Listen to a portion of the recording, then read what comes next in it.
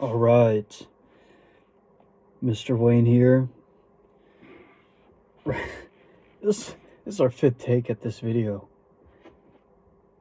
It is Wednesday, April 30th. Right now it is 22:49, which is 10:49 p.m.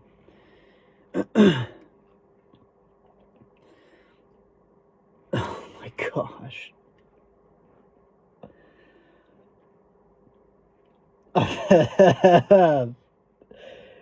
Oh my gosh. You know what? I don't even want to talk about work. I don't want to talk about what I've been realizing with work. Work has been driving me insane. People I work with are driving me insane. And the only thing I could think about is what two customers have told me, what many customers have told me. But and how much I deserve so much more than Walmart. And all this pushback I've been getting from my colleagues is absolutely it's stressful. Because I am not just your normal person. I lead, I take ownership. I'm not afraid to be who I am, and people in a place like that have to maintain the status quo and culture of Walmart don't like it.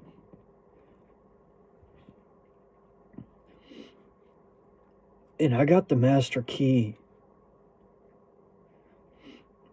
I know I had incentives when it comes to being a lead to practice my leadership, but you know what? Leadership is not a position, it's a mental attitude. It's an attitude of mind. And I don't need to be in a lead position, even if I'll get paid more, to be a leader. And plus, I've been listening to a lot of Bob Proctor again, and Tony Robbins, and Jim Rohn, and all these men who had absolutely nothing use their mind to create something, to be making millions within a year, to get everything that they've ever wanted within a year, to completely turn their lives around for something that they built, something that they wanted.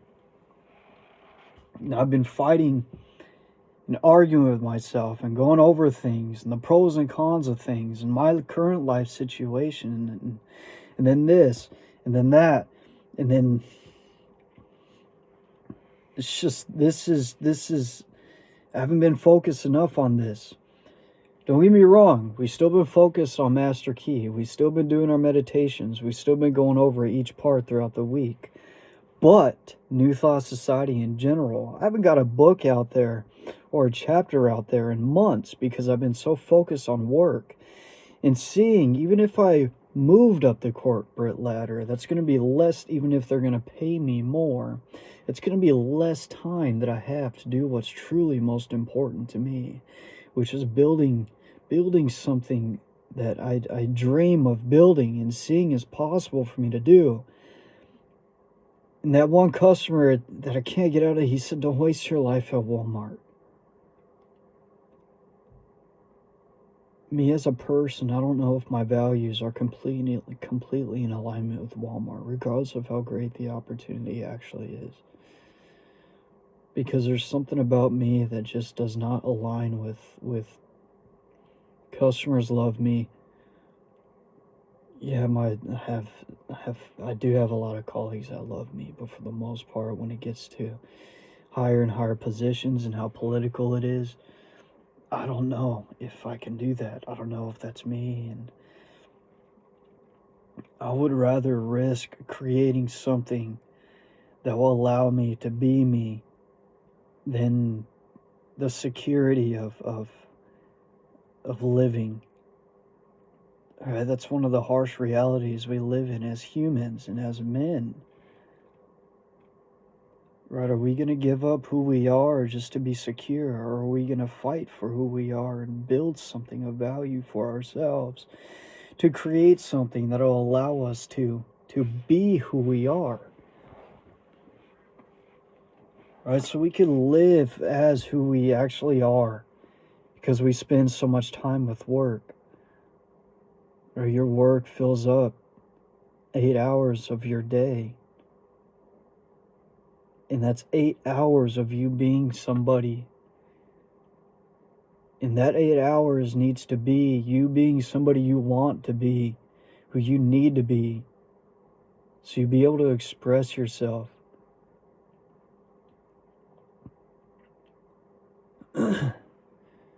Now, we have part 14 to go through.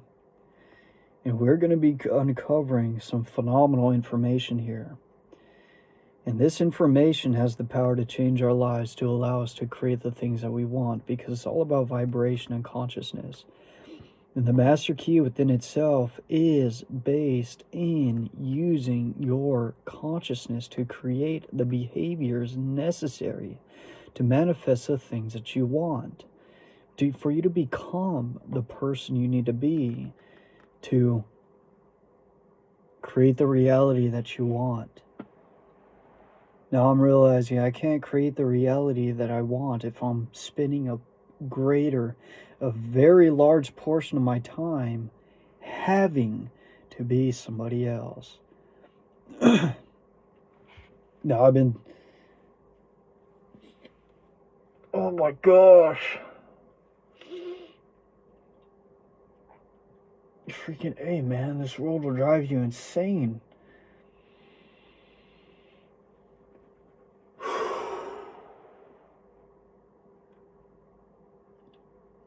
The only ones that really understand this too are the ones that are fighting to live the lives that they actually truly want, and not the ones that are just settling for whatever life is given them.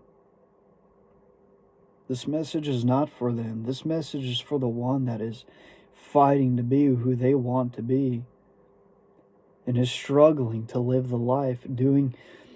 It's like one of my brothers says, a man has to do what he doesn't want to do in order to afford to do what he does want to do. The process of doing what you don't want to do in order to attain what you do want, and how time consuming these other things are.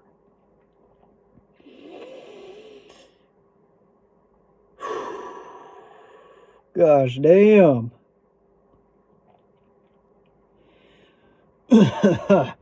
Let's get started with part 14 of Master Key System. So, you have found from your study thus far that thought is a spiritual activity and is therefore endowed with creative power. This does not mean that some thought is creative, but that all thought is creative. This same principle can be brought into operation in a negative way through the process of denial. The conscious and subconscious are but two phases of action in connection with one mind.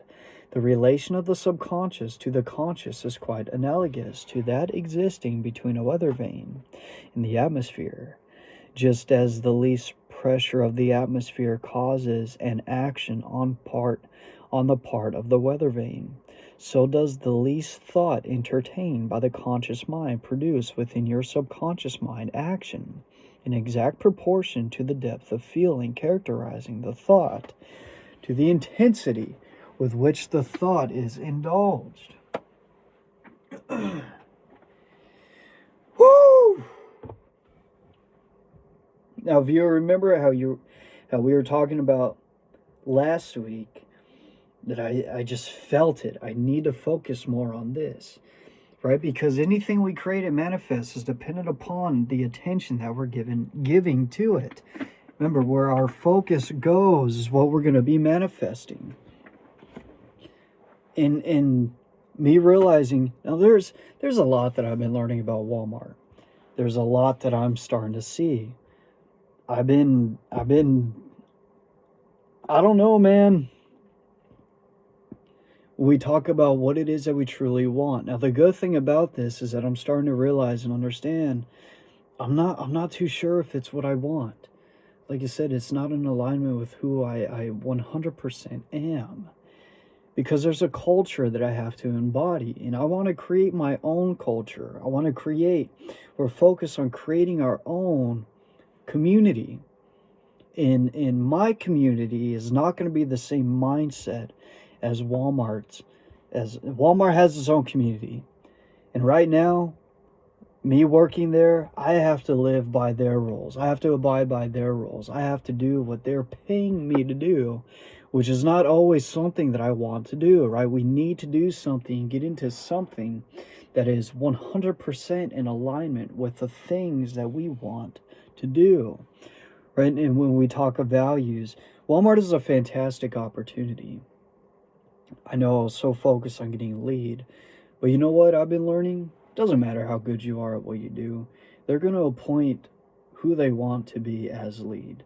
You could get somebody that does less than half of what I do, but yet they're going to promote them anyway because they choose to do so, right? And which is total bullshit. It's not, corporate is not 100% based on a person's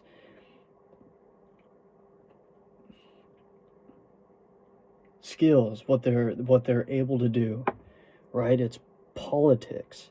There's so much politics in corporate, in business.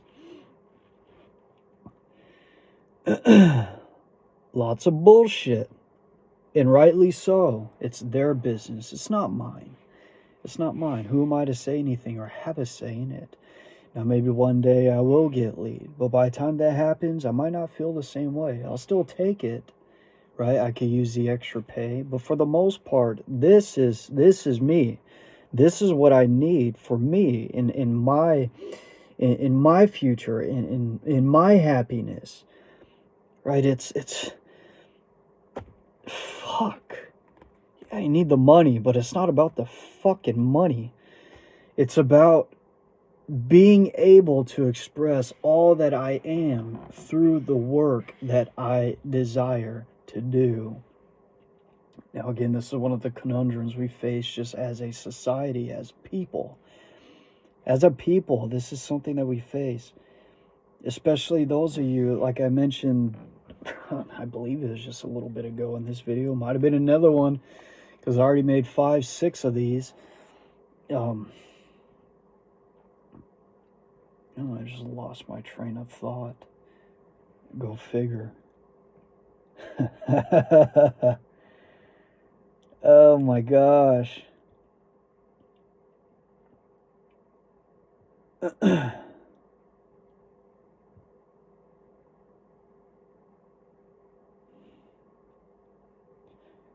For those of you like me that are doing what you need to do in order to afford to do the things you want to do, and that growing pain, the dissonance between being who we have to be and who we want to be.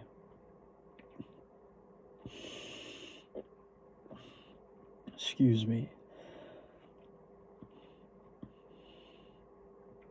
Doing what you don't want to do in order to provide just your living is very, very, very hard. Doing what you need to be, doing what you want to be.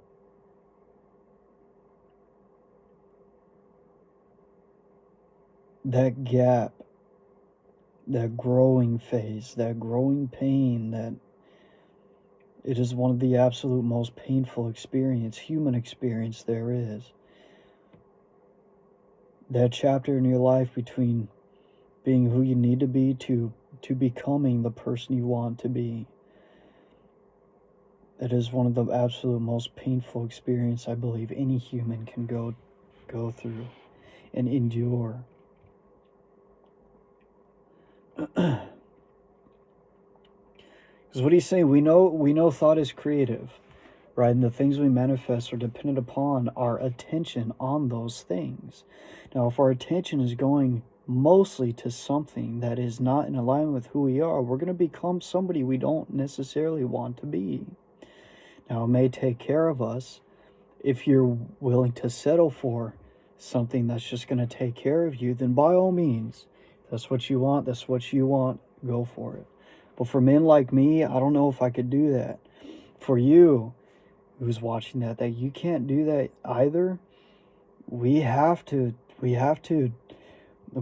fight. We have to fight for that life which we want, and we have to get it at any cost, as long as it's moral. Or we have to be moral. You have to be.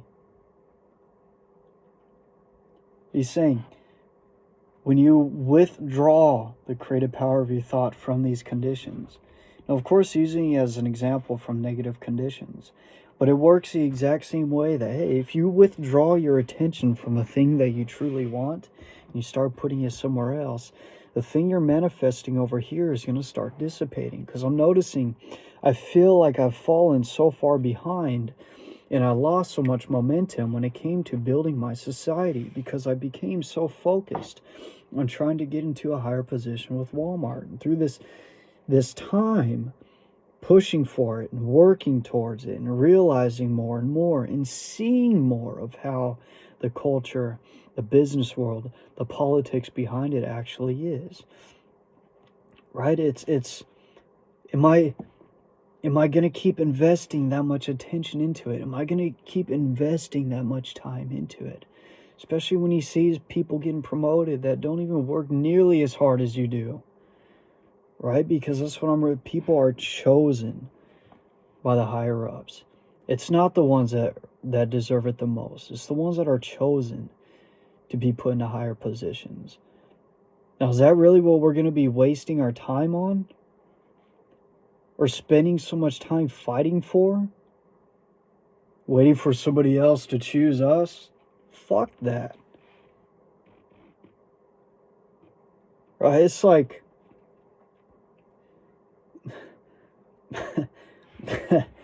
oh my gosh.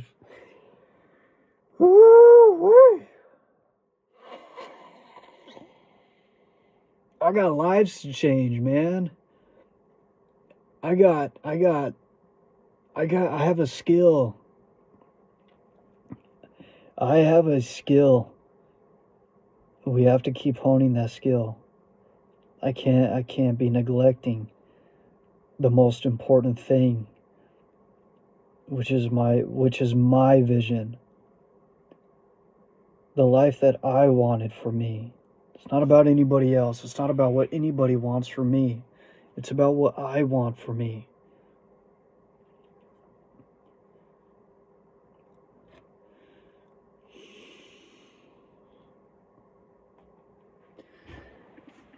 All right.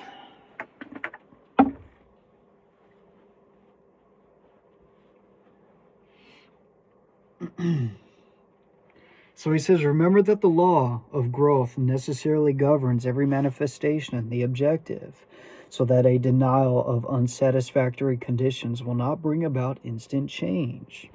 So as the law of growth works to bring something into manifestation, once you stop focusing on it, he says it doesn't dissipate right away. It'll dissipate over time because you're cutting its vitality. You're cutting its roots. I know I got a lot of energy right now.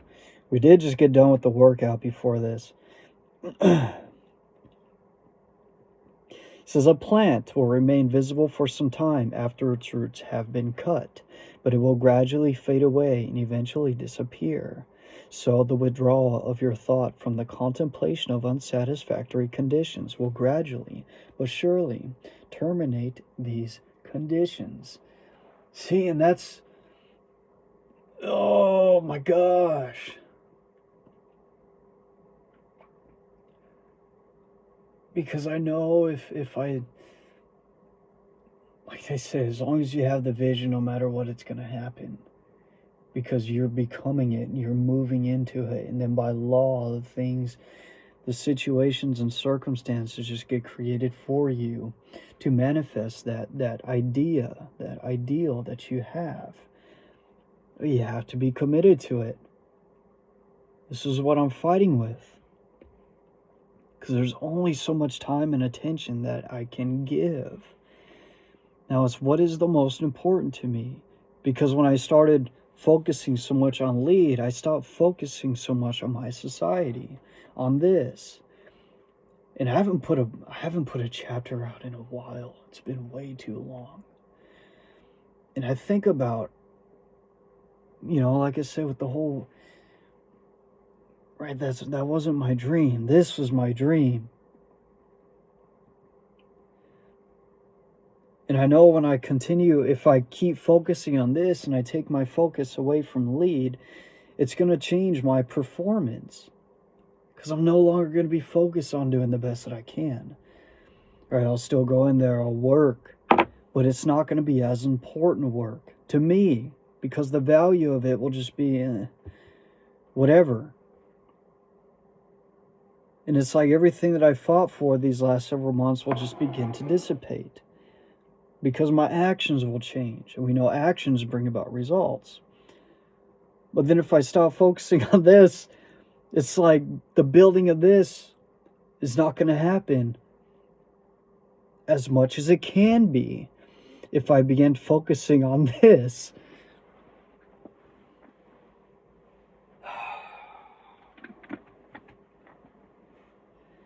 Man, oh man, oh man, oh man.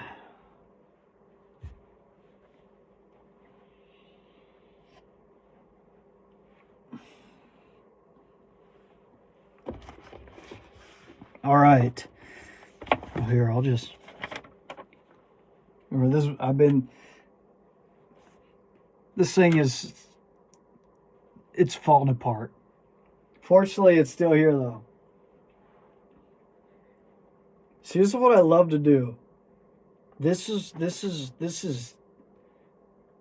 me. Like, I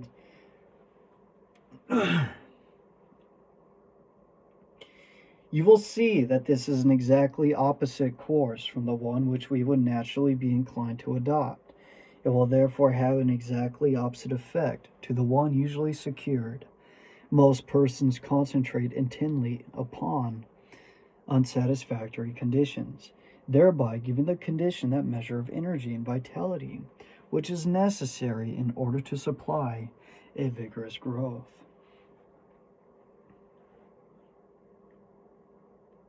So since thought is creative, what he's telling us, obviously what we put our thoughts towards, what we put our attention on is what's going to be creating, or at least giving energy into that condition, which would therefore create it, because we'd be acting upon those thoughts. But he's saying if we take our attention away from certain conditions, if we take, like I say, negative conditions, right? He's saying if we don't focus on the negative condition, we'll be sapping that negative condition from the root. We'll be not giving it energy, not giving it life, not giving it vitality. Now, obviously, this works in mainly the mental world, right? It could definitely work when you're focused on things you could do individually, but anything that involves anybody else, remember, like corporations, we're using a corporation as an example, right? That entire corporation itself is built off the mind of every single person working in it.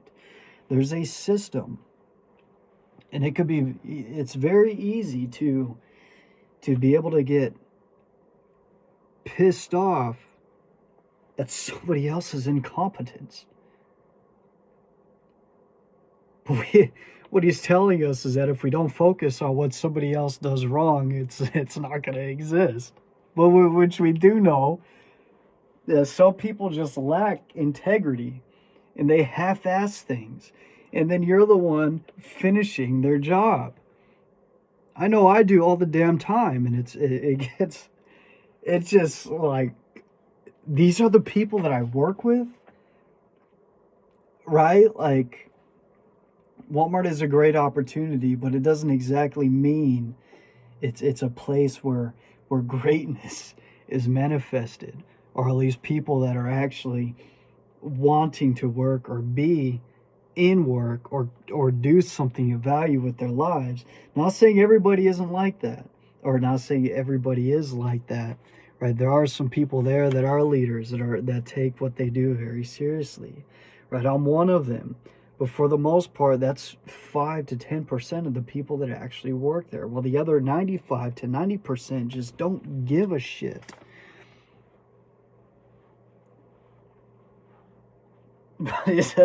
Oh my gosh.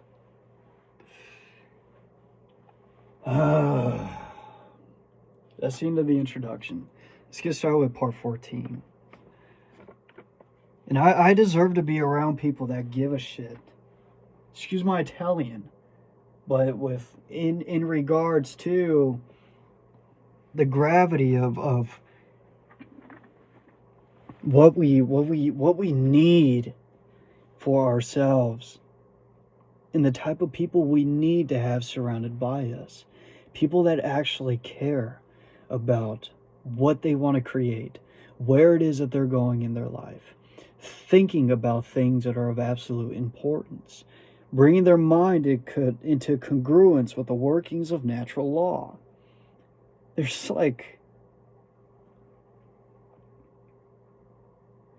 I'm a dude at Walmart talking about natural and universal law. Most of the people at Walmart, a lot of them have blue fucking hair. Right? They're not in shape. Oh, what am I doing? I need to be with people that are just climbing to the top and want more. Right? I have the master key system, baby. They don't. I have the drive of the desire, baby. Most of them don't.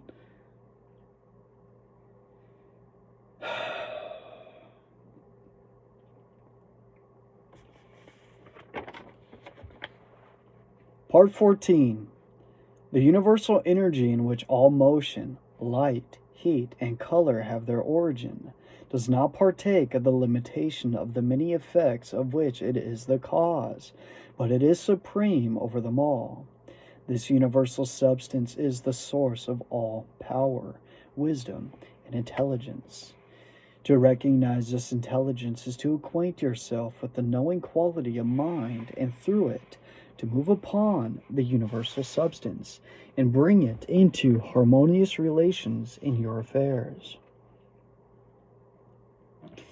This is something that the most learned physical science teacher has not attempted, a field of discovery upon which he has not yet launched. In fact, but few of the materialistic schools have ever caught the first ray of this light. It does not seem to have dawned upon them that wisdom is just as much present everywhere as our force and substance. Some will say, if these principles are true, why are we not demonstrating them? As a fundamental principle is obviously correct, why do we not get proper results? We do. We get results in exact accordance with our understanding of the law. And our ability to make the proper application. We secured no results from the laws governing electricity until someone formulated the law and showed us how to apply it. You know what I've seen right now? Especially as I was standing there walking back and forth, being in my seminar, running my class. I'm on stage, got the speaker in my hand, maybe a big whiteboard, possibly drawn, or a projector, and just my presentation and speaking in front of thousands and thousands of people. I remember one time at a life leadership convention, during an intermission, during a break, all the leads went to the back, like the leaders of the corporation themselves, speaking and running the convention. They went to the back, in the audience and stuff and whatnot. Anyway, I legitimately walked out on the stage to get a view of what it looked like. I was like 23 at the time, and I was just standing at the podium. And this arena we were in was enough to fit 10,000 people easy. That's how big it was.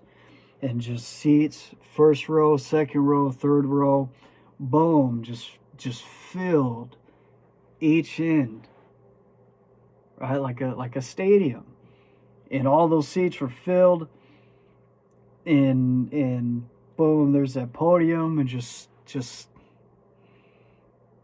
man, I remember it like I was just there yesterday. I don't know if I'll ever forget that image. Well, that's what I see. That's what I see me doing out of this. From this. What I can create with it. And I'm so focused and bent up on moving up at Walmart. What the fuck am I doing? Excuse my Italian. But you understand just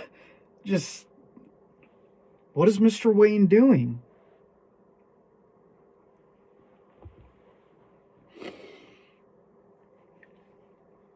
I have this opportunity in my hands that I could travel the world and change people's lives for the better with. This puts us in an entirely new relation to our environment, opening up possibilities previously undreamed of. And this by an orderly sequence of law which is naturally involved in our new mental attitude. Mind is creative, and the principle upon which this law is based is sound and legitimate, and is inherent in the nature of things. But this creative power does not originate in the individual, but in the universal, which is the source and fountain of all energy and substance. The individual is simply the channel for the distribution of this energy. The individual is the means by which the universal produces the various combinations, which results in the formation of phenomena.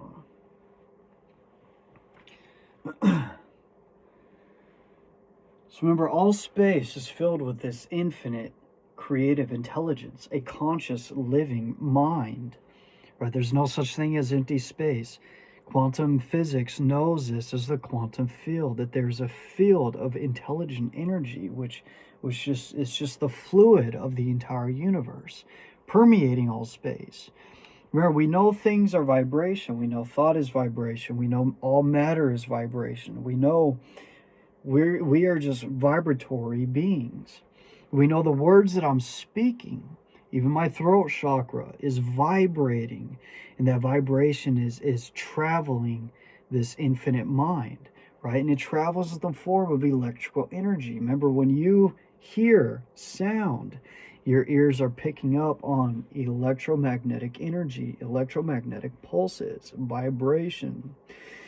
And then your ear is then transferred to your brain in the form of electricity, whatever signals which your consciousness then interprets as an idea, a thought, a voice, a sound, right? It's all electricity, right? And the only way that can happen for vibration to travel through, for you to hear what I am saying, is for there to be an existence of a fluidic energy, of a conscious energy, of a mind. There has to be a medium. There has to be an ether. There has to be some substance which permeates all space for vibration to be able to travel along to begin with.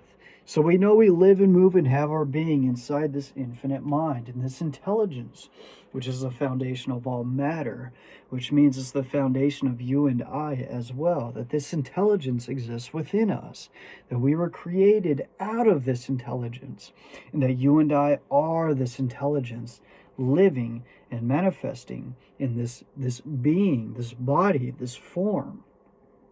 Remember, all is one.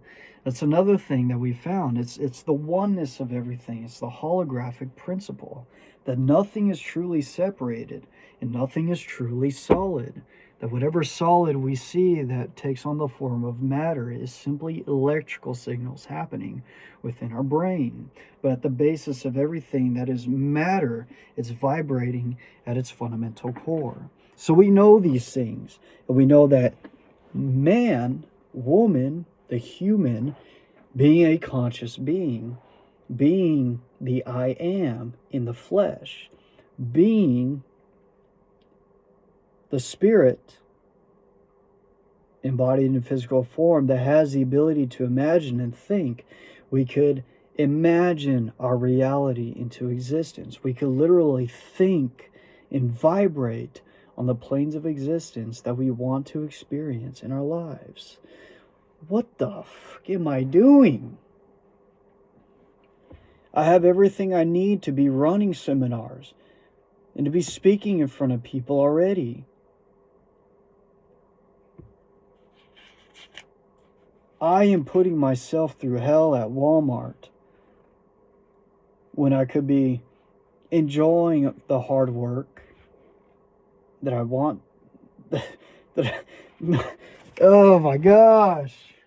Let's continue. I don't even want to talk about it. Let's continue. So this power exists within us. It exists as the subconscious mind. We know the subconscious mind is the Father that is within us, which Christ taught us as. The kingdom of heaven is within us. Right? We have to embody that kingdom through wisdom, through knowledge, through understanding, through Christ consciousness. Because as Apostle Paul tells us that Christ is the image of God in the flesh. It is all the characteristics and everything that God is embodied in human form.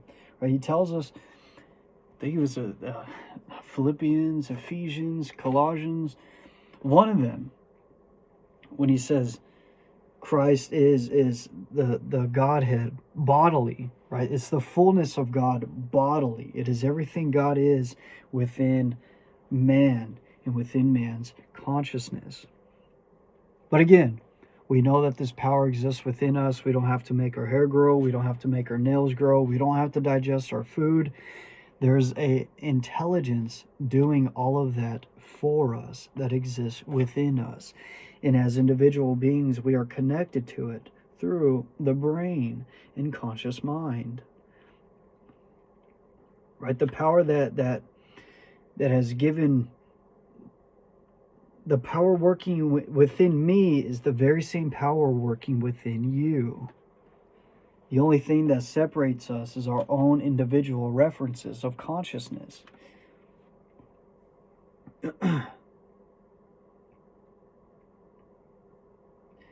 The individual is the means by which the universal produces the various combinations which result in the formation of phenomena. Right? Cause and effect, manifestation. It is through us that this infinite mind and the power therein is able to manifest itself. It brings itself into some form of reality, right? Cause and effect. Some form of, some form of it is what it is. Right, a combination which results in the formation of phenomena, which to keep it simple, which results in manifestation. We know that scientists have resolved matter into an immense number of molecules. These molecules have been resolved into atoms, and the atoms into electrons. The discovery of electrons in high vacuum glass tubes containing fused terminals of hard metal indicates conclusively that these electrons fill all space, that they exist everywhere, that they are omnipresent. They fill all material bodies and occupy the whole of what we call empty space. This, then, is the universal substance from which all things proceed. So what he's telling us right there is that the electron itself is a subatomic particle which fills all of space. And it's the electron itself which is the universal mind, and how the most basic, excuse me, the most basic manifestation of the universal mind. Because when we look at subatomic particles, we know the electron is the smallest known particle. And we know through the double slit experiment, the electron exists as both a wave and a particle simultaneously. That the electron is both a vibration and a legitimate, something that can take on a particle at the same time. The electron is the only one that's able to do that. Now, I believe that, say, the photon is able to do that too, but the photon is not a more basic particle like the electron is.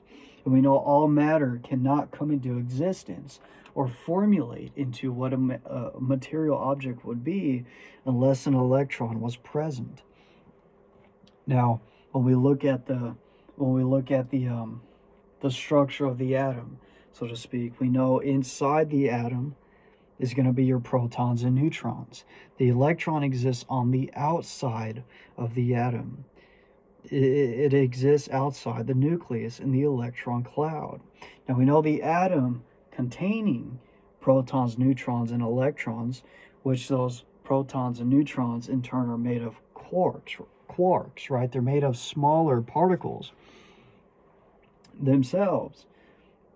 Right, so these protons and neutrons exist inside the nucleus of the atom. So this is the atom, this is the nucleus, and surrounding that nucleus is the electron cloud. Okay, and inside that cloud manifests the electron. The electron will attach itself and disappear and travel the universal mind, attaching to other like particles, other damn, I need a chart, I need drawings, I need pictures, I need a presentation, I need to get this more structured.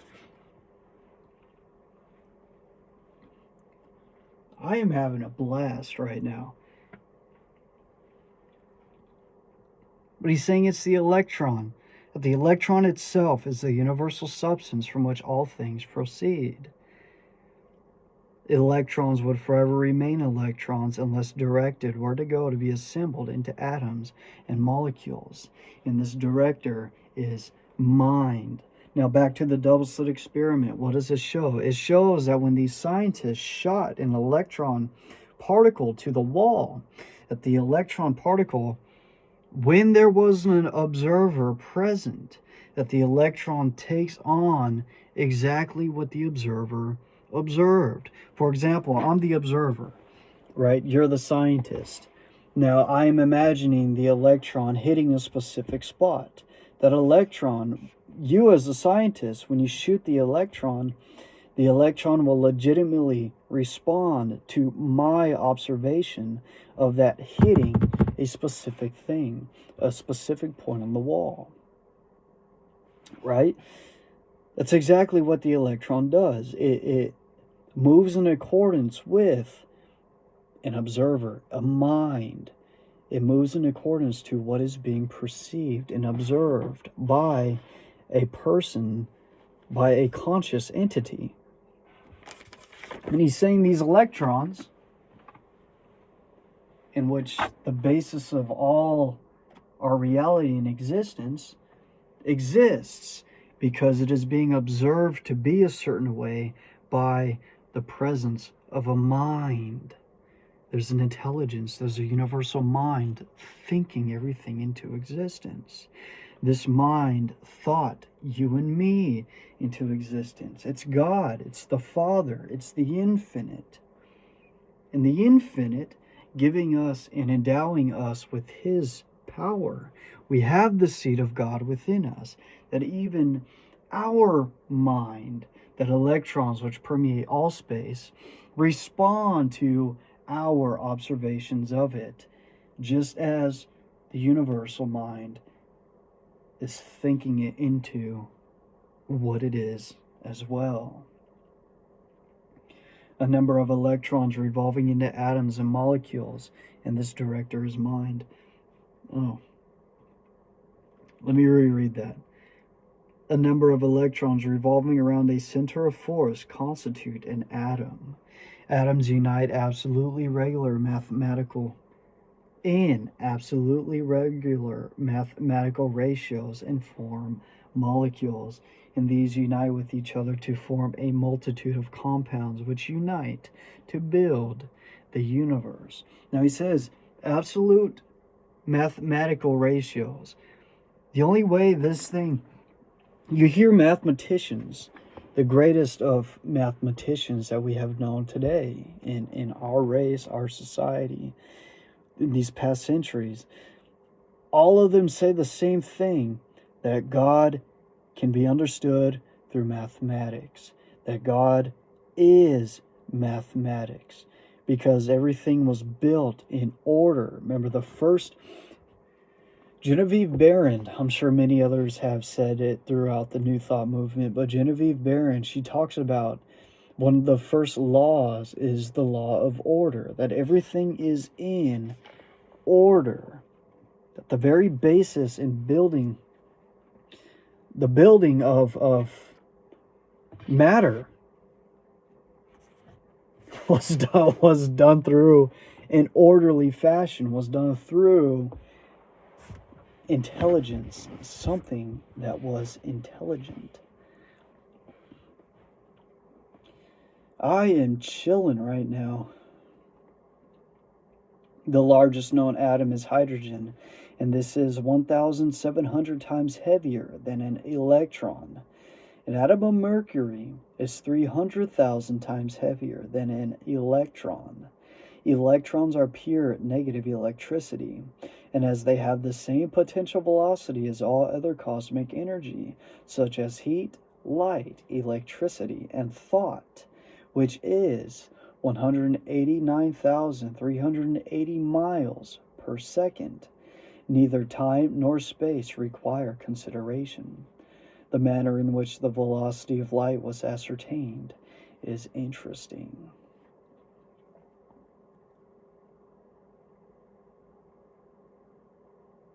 So he's saying electrons travel the exact same speed as heat, light, electricity, thought.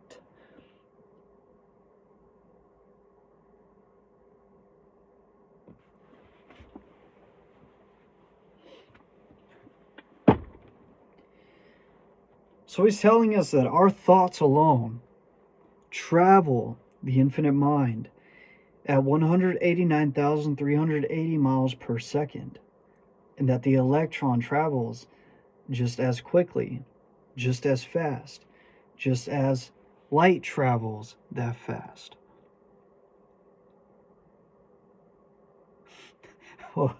What? Electrons are pure negative electricity, and as they have the same potential velocity as all other cosmic energy. Okay, potential velocity.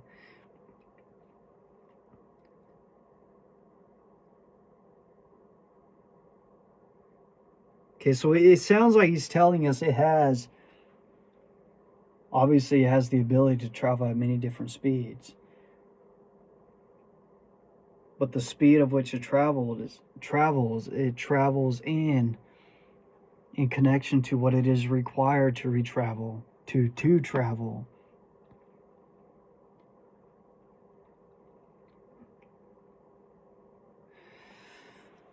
Okay.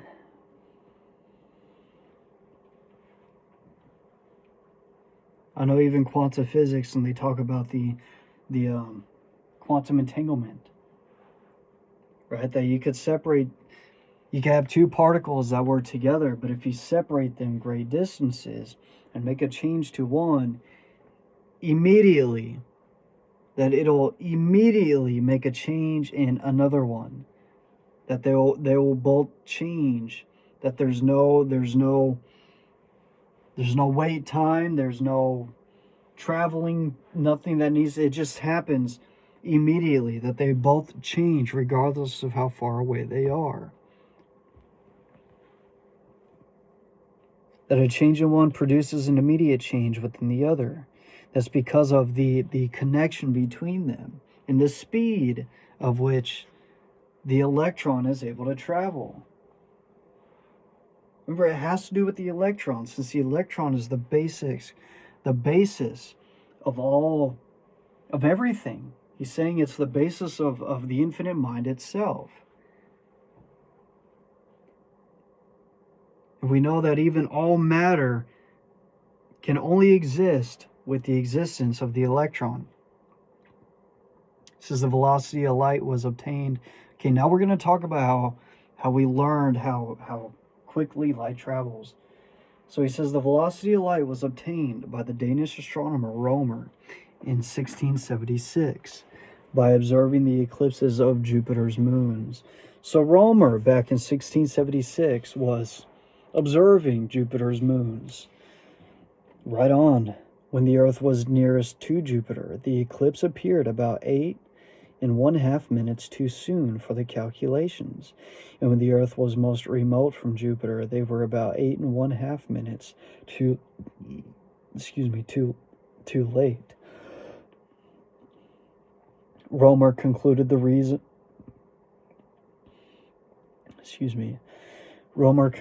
reason to be that it required 17 minutes for light from the planet to traverse the diameter of the Earth's orbit, which measured the difference of the distances of the Earth from Jupiter. This calculation has since been verified and proves that light travels about 186,000 miles a second. Let's read that again, shall we? Okay, so when the Earth was closest to Jupiter, the eclipse, so one of the moons appeared, whatever moon he was observing appeared about 8.5 minutes too soon for the calculation. So what he calculated, or whatever calculations he was working from when the Earth was nearest to Jupiter, we were 8.5 minutes too soon.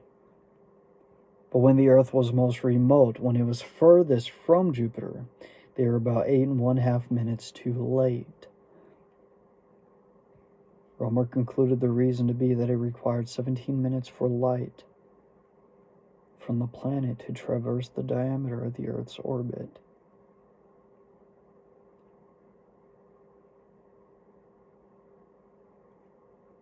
What?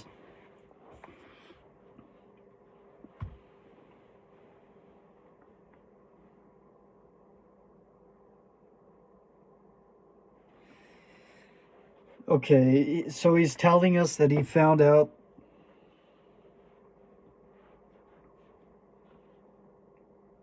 Romer concluded the reason to be that it required 17 minutes for light from the planet to traverse the diameter of the Earth's orbit.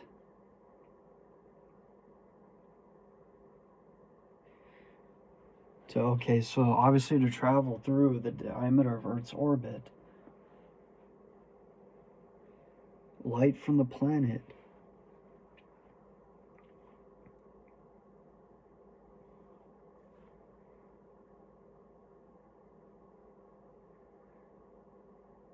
which measured the differences of the distances of the Earth from Jupiter.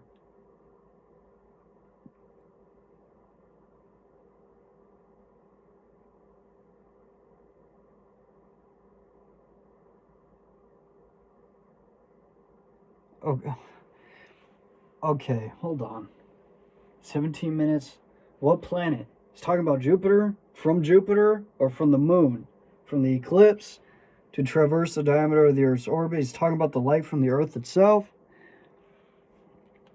He's not very clear, right? He says Romer concluded the reason to be that it required 17 minutes for light to travel from the planet.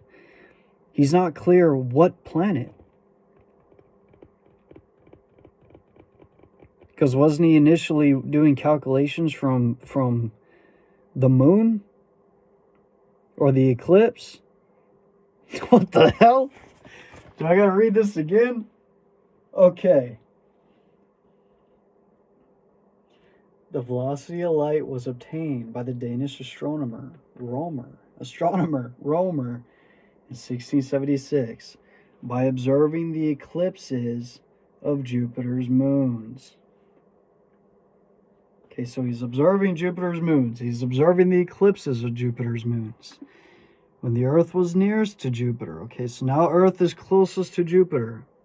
The eclipse appeared about 8.5 minutes too soon. Oh. Our observation of the eclipse from Earth appeared 8.5 minutes too soon for the calculations. This was when we were closest to Jupiter. Gosh damn. Okay. And when the Earth was most remote, when the Earth was furthest from Jupiter, the eclipses of the moons, on the moons, were about 8.5 minutes too late. Romer concluded the reason to be that it required 17 minutes for light from the planet. See, I assume he's talking about Jupiter.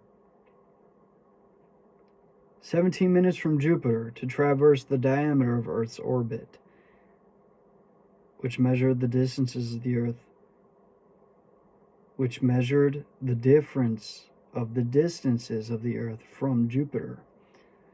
This calculation has since been verified and proves that light travels about 186,000 miles a second. All right, let's continue. Maybe you can help me in the comments, because I could be wrong. When he ends it with 17 minutes for light from the planet, he's not clear exactly which planet. He's talking about planet Earth.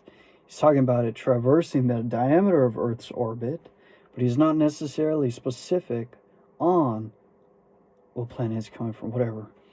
Electrons manifest in the body as cells and possess mind and intelligence sufficient for them to perform their functions in the human physical anatomy. Every part of the body is composed of cells, some of which operate independently, others in communities. Some are busy building tissue, while others are engaged in forming the various secretions necessary for the body. Some act as carriers of material. Others are the surgeons whose work it is to repair damage. Others are scavengers, carrying off waste. Others are constantly ready to repel invaders or other undesirable intruders of the germ family. All these cells are moving for a common purpose, and each one is not only a living organism, but has sufficient intelligence to enable it to perform its necessary duties. So what are you saying? That even the cells of our body, right, as we were talking about, anything manifested in form is composed of electrons. So he's saying even the very cells of our body is made out of these electrons. We're made out of the very substance of which God is. God cannot create something other than the things of himself. Nothing that is created can be created out of something that isn't of itself. All right, so everything in the universe, all matter, everything is created out of the one universal mind, which means that everything that we see in manifested form is an expression of the infinite mind to a degree. Right? Just as us being God's highest form of creation, he created us to live as a God in the flesh, which is what the very power of Christ is, the embodiment of God in all its goodness in human form. All of these cells are moving for a common purpose, and each one is not only a living organism, but has sufficient intelligence to enable it to perform its necessary duties. It is also endowed with sufficient intelligence to conserve the energies and perpetuate its own life. It must, therefore, secure sufficient nourishment, and has been found that it exercises choice in the selection of such nourishment. Which is very interesting, because let's say you eat your meal, right? You have your protein, your carbs, your vitamins, your minerals. You have everything you need. You're drinking your water. You're hydrating. Your body is going to break down everything that you ate, and your proteins are going to break down into amino acids, right? Your carbs are going to break down to glucose, simple sugars, right? They break down into smaller pieces and they travel through your bloodstream. Now, your body and the intelligence within your body and the intelligence of your cells absorbs the nutrients it needs out of your bloodstream in order for it to fulfill its basic function, right? You feed it, but it also feeds itself. Like, you eat, but your body feeds itself. Right, let's say, for example, you're training. You train your legs. Now, you're breaking down your muscle fibers, you're tearing your tissue. Now, you're done with leg day. The next day, you're sore, and you need to eat. You need to feed your body. You need to feed your baby. You need to feed your legs. So you eat protein, right? You eat your protein, you eat your carbs, your glucose, get your glucose in, your glycogen, you start filling your glycogen stores. Now, you didn't train your arms, you didn't train your chest, you didn't train your upper body. So what your body's going to do is the majority of the protein you eat is going to go into your legs. The majority of carbs you eat is going to go into your legs, because those are the portions of the body that need it the most. Even though these other portions of your body are going to need it, they're not going to need it as much as the ones that were exercised, that were trained. And your body knows this. The intelligence within your body knows it. So the majority will go to the parts that need it the most. And you, as consciousness, as the one that's riding the elephant, so to speak, all you need to do is feed it and let everything else do and take care of itself. So each cell is born, reproduces itself, dies, and is absorbed. The maintenance of health and life itself depends upon the constant regeneration of these cells. It is therefore apparent that there is mind in every atom of the body. This mind is negative mind, and the power of the individual to think makes him positive, so that he can control this negative mind. This is a scientific explanation for metaphysical healing, and will enable anyone to understand the principle upon which this remarkable phenomenon rests.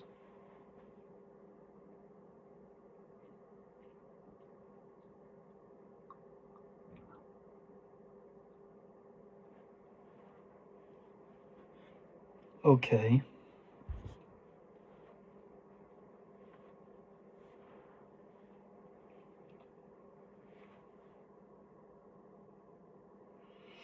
So let's think about what he means when he talks about it being a negative mind.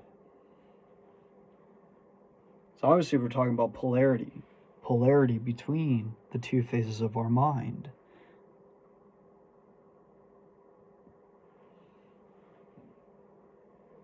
We know even for matter to exist, there has to be polarity between the proton and the electron. There has to be some level of polarity for order to exist.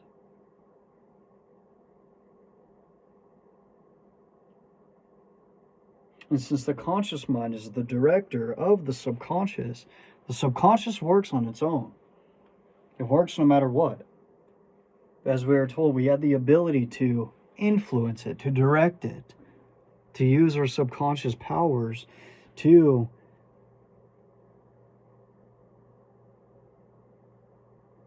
for habitual behavior. Because remember, it's the seat of our habits. The things we do over and over again become mechanical. It just becomes a part of who we are.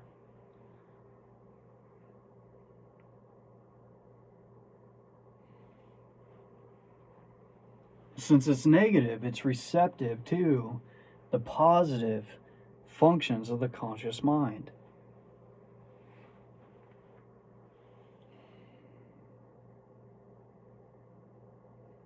This negative mind, which is contained in every cell of the body, has been called the subconscious mind because it acts without our conscious knowledge. We have found that this subconscious mind is responsive to the will of the conscious mind. That was a very interesting way of him putting it, though. Right? The positive and negative mind. All things have their origin in mind, and appearances are the result of thought, so that we see that things in themselves have no origin, permanency, or reality. Since they are produced by thought, they can be erased by thought.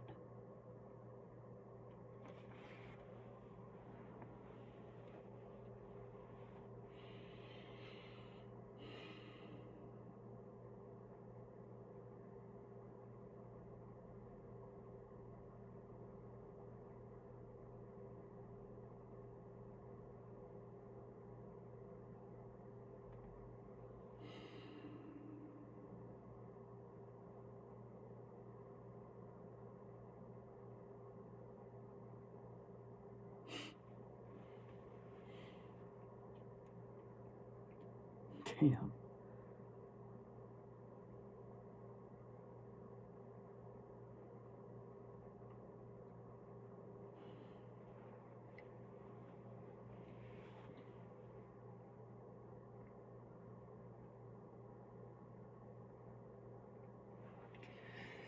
In mental as in natural science, experiments are being made, and each discovery lifts man one step higher toward his possible goal.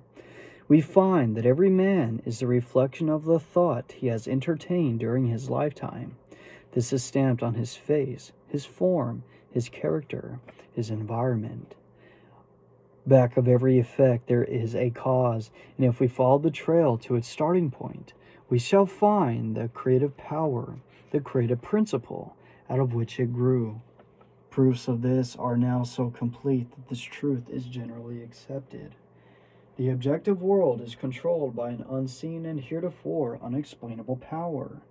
We have heretofore personalized this power and called it God. We have now, however, learned to look upon it as the permeating essence or principle of all that exists, the infinite or universal mind. The universal mind, being infinite and omnipotent, has unlimited resources at its command.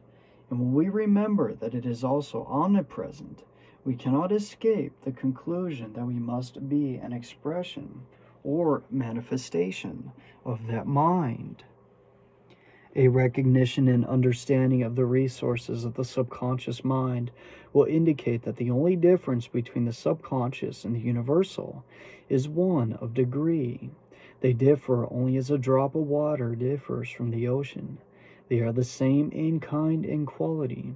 The difference is one of degree only. Can you appreciate the value of this all-important fact? Do you realize that a recognition of this tremendous fact places you in touch with omnipotence? The subconscious mind, being the connecting link between the universal mind and the conscious mind, is it not evident that the conscious mind can consciously suggest thoughts which the subconscious mind will put into action? And as the subconscious is one with the universal, is it not evident that no limit can be placed upon its activities? So as we stated in many of the other parts prior to this, when he was telling us that it's like a well, right? We have within us a well of infinite power, infinite wisdom, just infinite possibility. We have within us infinite possibility because we have the power of God within us themselves, ourself, this well. And then the conscious mind, right? The part of us that knows ourselves to be, that thinks, that imagines, right? It's like you're piping. You have your water pipe going into the well, and the well is constantly giving you life, giving you energy, giving you water.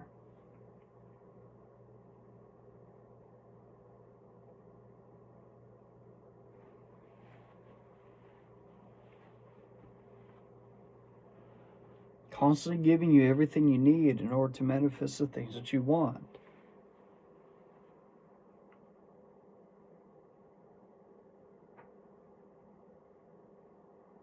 It's like how Jesus tells us when he says that he is the water of life. Because Christ came to connect us with the Father and the infinite power that we have within us. And Christ, he came to give us God and to manifest all of what God is in the flesh, to become like God as men, to become God as men. That is through the consciousness, that is through mind.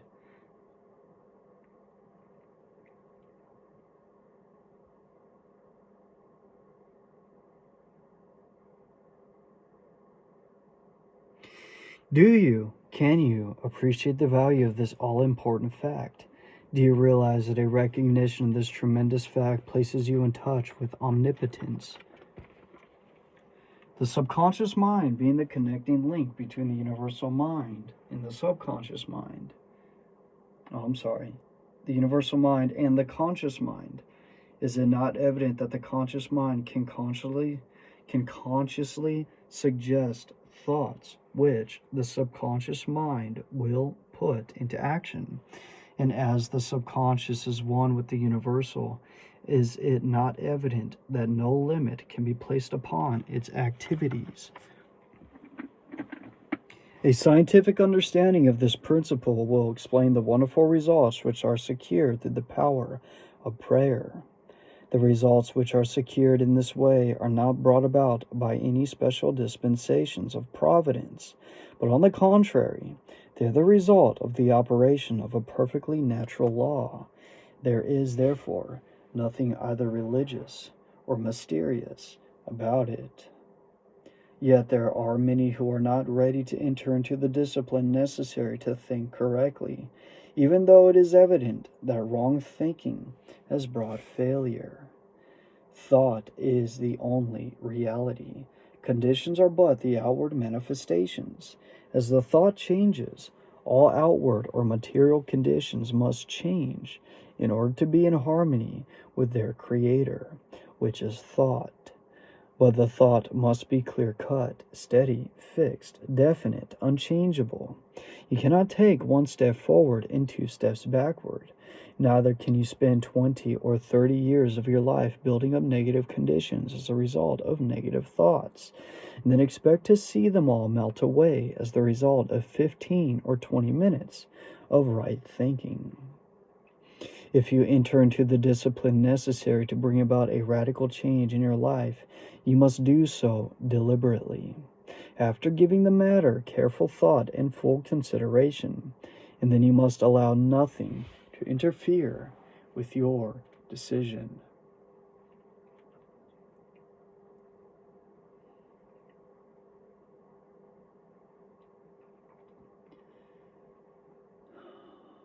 Man.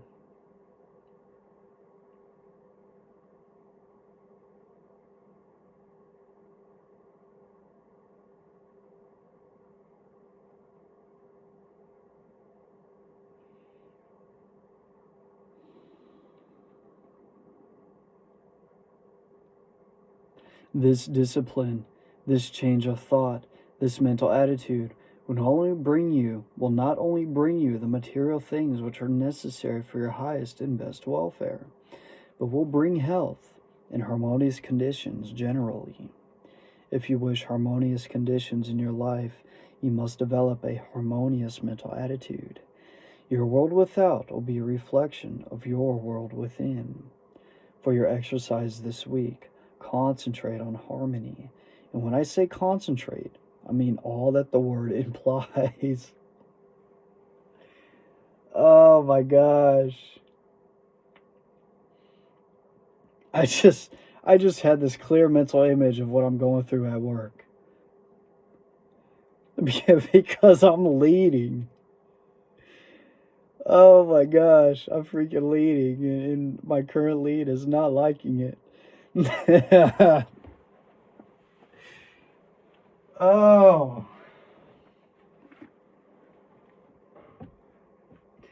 Remember, we learn by doing. Reading these lessons will get you nowhere. It is in the practical application that the value consists. Quote, learn to keep the door shut. Keep out of your mind and out of your world every element that seeks admittance with no definite helpful end in view. End quote. Now it's George Matthew Adams. And here's another quote, but there's no name attached to this. So this one might be from Mr. Hanel himself. He says, quote, the mind has been active in all fields during this fruitful century, but it is to science we must look for. But it is to science we must look for the thoughts that have shaped all thinking. End quote.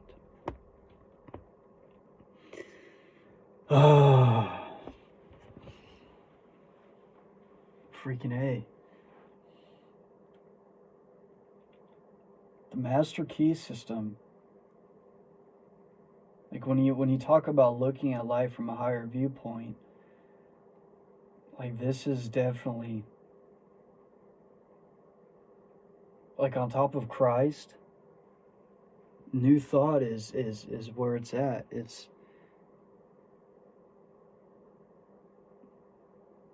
thinking from a higher place. Thinking about everything from a higher place.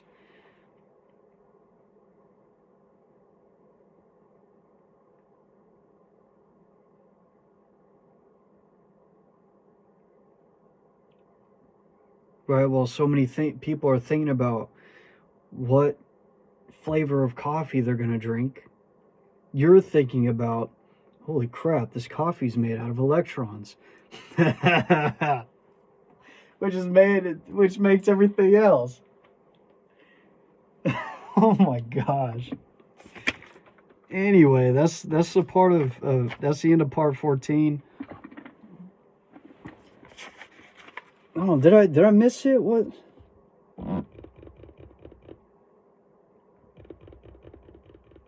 He didn't give us a...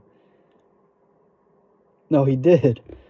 I was too busy thinking about me that my lead is dealing with. Did you hear my stomach? This is for your exercise this week. Concentrate on harmony. When I say concentrate, I mean all that the word implies. Concentrate so deeply, so earnestly, that you will be conscious of nothing but harmony. Remember, we learn by doing. Reading these lessons will get you nowhere. It is in the practical application that the value consists. That's what I need a lot right now. Harmony. Harmony. Harmony. Harmony. So that's the end of this part. If you made it to the end of this video,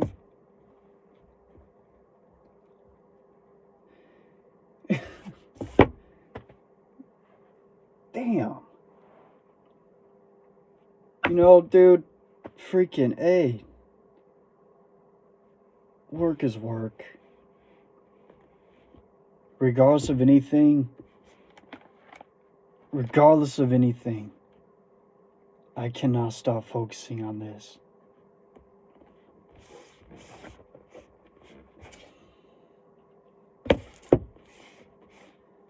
New Thought Society. That was a lot of fun. A lot of fun doing this chapter. This part. It was a lot better than last week's. Last week it was just like, man, what's going on? But you know what? We're doing it. And then how many times it took for me to actually, it's just 6 takes to just finally get in the flow and talking, speaking, breaking through, understanding where I'm at in my life and what's important, what's valuable, and, you know, whatever. You got the point. I'll see you next Wednesday. We have our retreat in a couple days too. A Christian church. One of my customers is taking me. I believe I mentioned that in a prior part. He's paying for everything. Talk about a gift. A gift from God. God is good. He's a great man. Christian man. So, looking forward to it. Get away from everything. Get away from work. Get away from life. And just spend time with God. And it's going to be good. All right. I'll see you next Wednesday.